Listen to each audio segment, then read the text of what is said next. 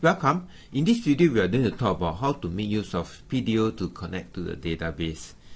Now, just like how you visit someone at his or her house, right? You will probably need to know the street address, the block number, and the unit number, which consists of the floor as well as the unit number. So, like for example, I live in block 111. Let's say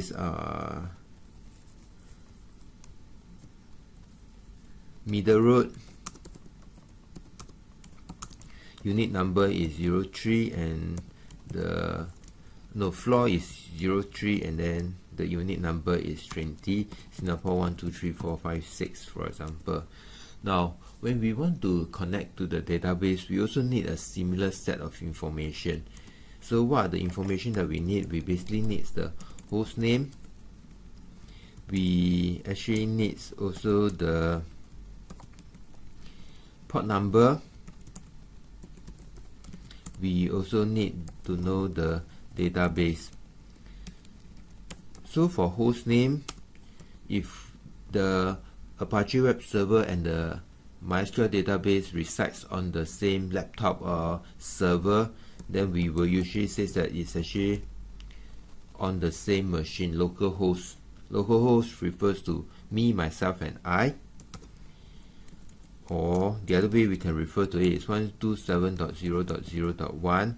The port will be 3306, and then the database will be demo. How do I know that it's demo? Because if you take a look at my and main, these are all the databases available.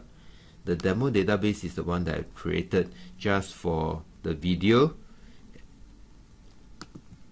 and inside the demo database I have a table that contains 2 rows of data. Okay, now the way that we will do it will be to, first of all, we will basically come up with a data source name.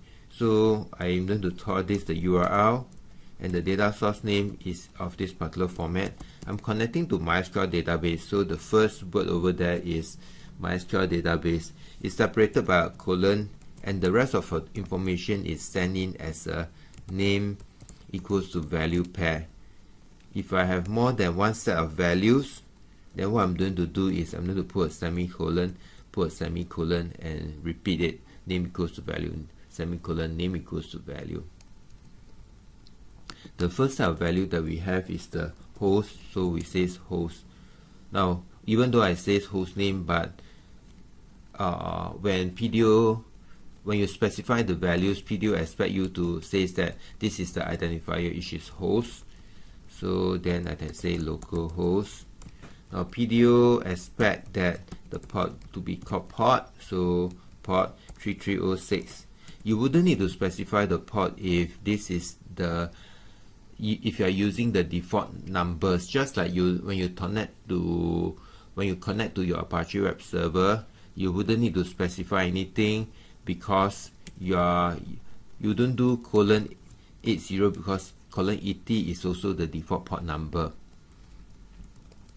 Now the DB name is basically demo over here, and after which we can basically create a PDO object that says $URL. I send in all the information, the host, the port, and the DB name, and I'm connecting to MySQL type of database. So please speak their language, which is the MySQL language. Then PDO also needs to know that I'm authorized to access this particular database, so I need to send in a set of credentials. Just like when you access your Outlook email, you need to send in a set of credentials. So over here I'm using root and empty password. So let me just warn you a little bit over here. Using root account to connect is a bad practice, because it's root is basically the administrative account, which means that it has the power to drop any tables or modify any table as. So if your web application is being compromised, this is going to cause a lot of damages to the rest of the tables that is residing on the same database. Now, empty password is also a very bad practice, because that basically means that it's actually very easy to guess your password because you don't provide any password at all. Now, how do we know that we connect successfully to the database? We can actually do a print out and we print PDO. Now let me just run it. You can see that I basically managed to construct a PDO object successfully. So that's it for the first video. See you again the next time.